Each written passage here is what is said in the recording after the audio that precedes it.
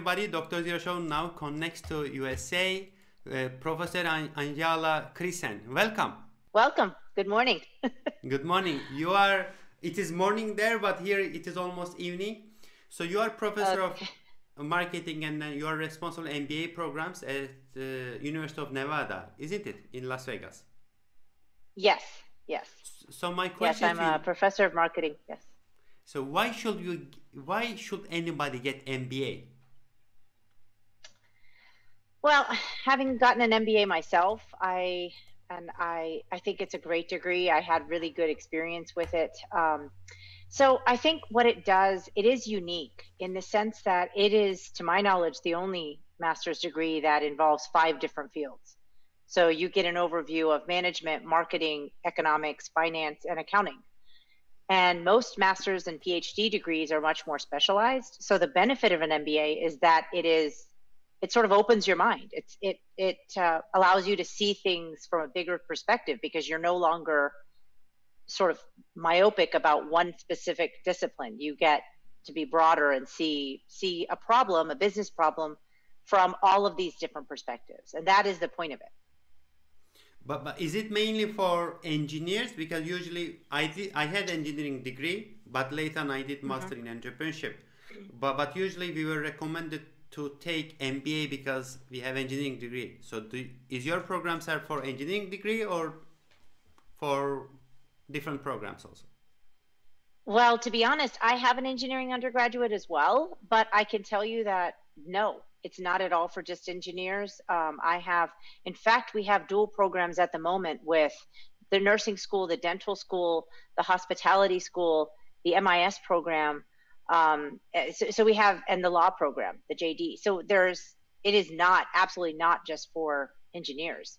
I'm currently working on 3 additional dual programs. Hopefully we'll go through, and 2 are with engineering and 1 is with the MD program that we just developed at UNLV. So it's a great program for pretty much any undergraduate. I think, to be honest with you, the teaching is in that sense more difficult because what happens is your students come in from all different backgrounds. Yes. So you have to be able to teach your field without being specific to, you have to assume that people in your classroom don't know. That's right. So that is the challenge. But no, it's definitely not just for engineers. Absolutely not. I would say we have less than 50% of our students are engineers. We have a pretty good mix of all different backgrounds. So, but from student perspective, do you think there is a benefit to be in this type of classroom? And what type of benefits are there? Oh, so, well, I can't help but mention COVID. Since COVID happened and the pandemic happened, we obviously could not conduct our classes in the way that we had originally planned.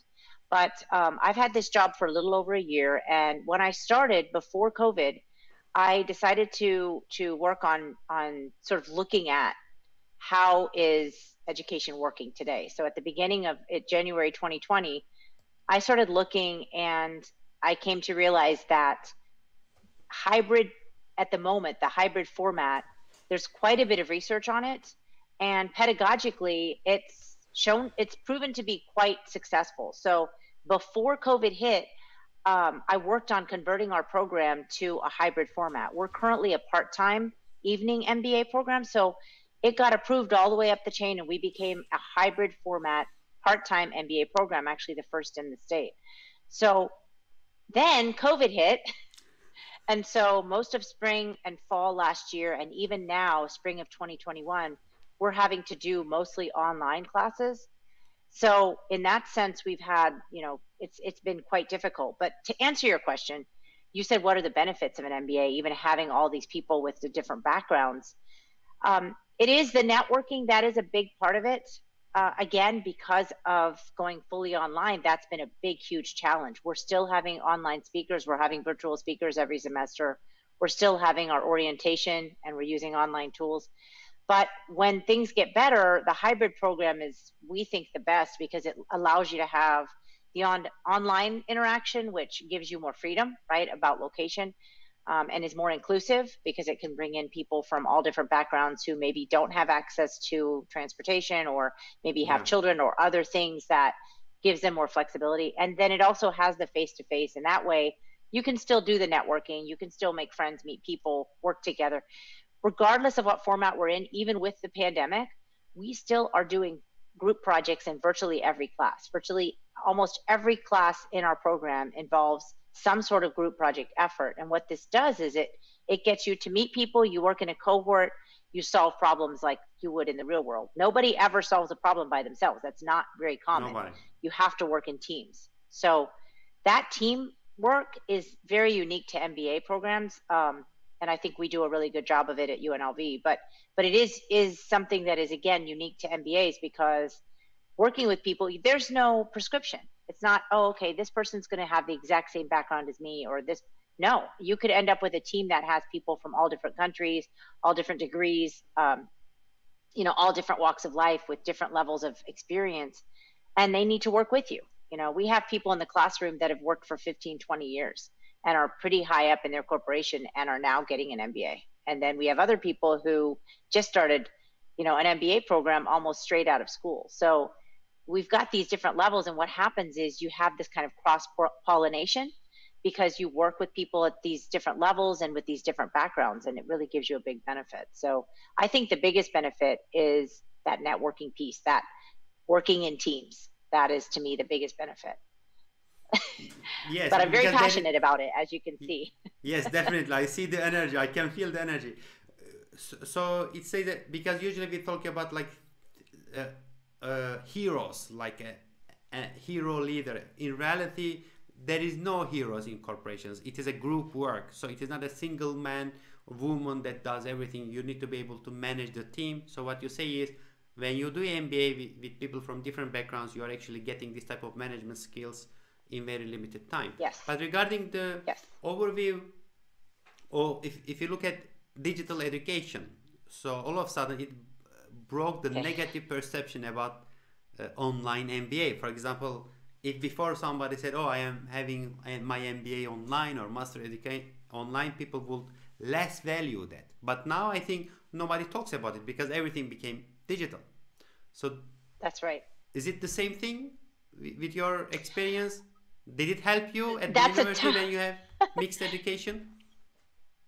Yeah, I mean, I think that's a difficult one because, first of all, I'm at an age where when I was finishing my MBA, it was 1996. So I don't have that, there were no options at the time. I went to Virginia Tech. It was a part-time MBA program. I was working full-time.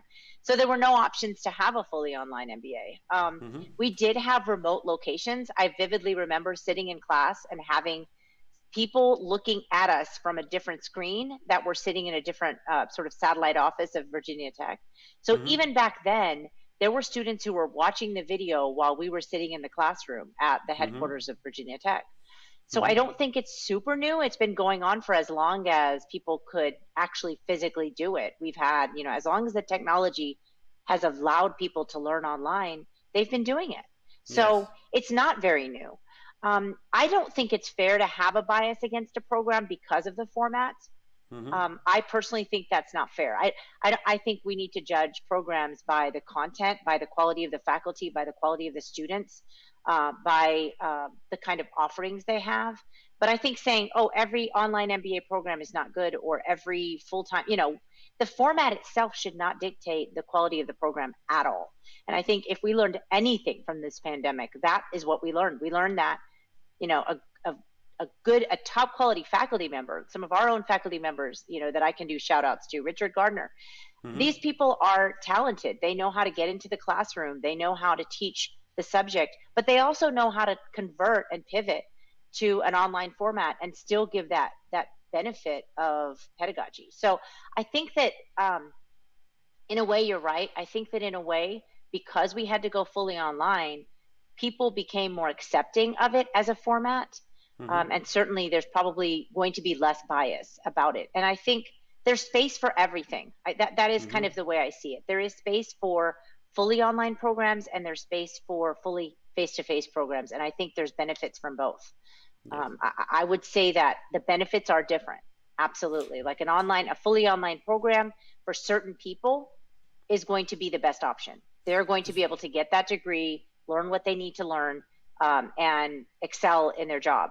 And for other people, And I can tell you with our format, I love the hybrid because it does kind of give people, the students, the ability to do a little bit of both. And so it really broadens. Our goal at UNLV is maybe not the same as a lot of other institutions. We're known for diversity. We are actually one of the most diverse and inclusive, universities in the world, certainly in the country, in the US. And so with that diversity, you kind of have to really allow for all of these different voices and these different backgrounds. And what the hybrid gives us is that ability to kind of mix in the diversity, and we're already seeing it. We're already seeing it in our enrollment right now. We have a very diverse and inclusive body of students, and you can sort of feel it. I mean, I've taught in our program for basically since 2007. I've been teaching in the MBA programs, and I teach fall, spring, and summer. And I teach 3 different courses. So I kind of have a really broad view of the students, and I kind of see this happening in real time, that we're getting a lot of diversity. We're getting a really good representation of genders and backgrounds, and international versus domestic students. And like you said, engineers versus hospitality, dental, Nurses, JD, you name it. Nurses as well, yeah. So yes, I have a final question. Like, just to clarify, sure. when you mean the hybrid, so do you mean that some part of course are online, some part are digital, and some are physical, or do you mean that you have an option? You can either take full online or full in class, or mix it. I just want to I love that question. So we just did this, and then pandemic hit. So the way I instituted it, the way I'm putting it together is flexible. We want to be hybrid flex, but at the moment, the way it's being done is every class, every required course, and as many electives as we can are alternating weeks. So we have a schedule. I produce the schedule for the faculty. I then send it to them. They all approve this program. So every other week is online. And then the weeks that are not online are face-to-face. So you actually, every single course should be alternating weeks on campus. The benefit of that is if you're taking 3 classes, you don't have to be online on campus certain weeks. You don't have to, excuse me, change your organization for every single class. You know, it's not, oh, I have a 5:30 to 6:45 on campus, and then I have a 7 to 9:45 online, which would be very inconvenient. So what we've done is we've made it organized in blocks. So you have online weeks, offline weeks. And the offline weeks at the moment are supposed to be face-to-face. But because of, like, for example, my class is synchronous. On the face-to-face weeks, I'm doing synchronous, which means I'm doing something like this, where I'm face-to-face, but I'm virtual with the students, but still live. Thank you very much for connecting from USA, and I appreciate your time. I wish you a great education year and then research also. Oh, thank you. Same to you. So nice to meet you, and I appreciate everything you did, and I look forward to getting to know more about your background, and these videos are great. So thank you so much.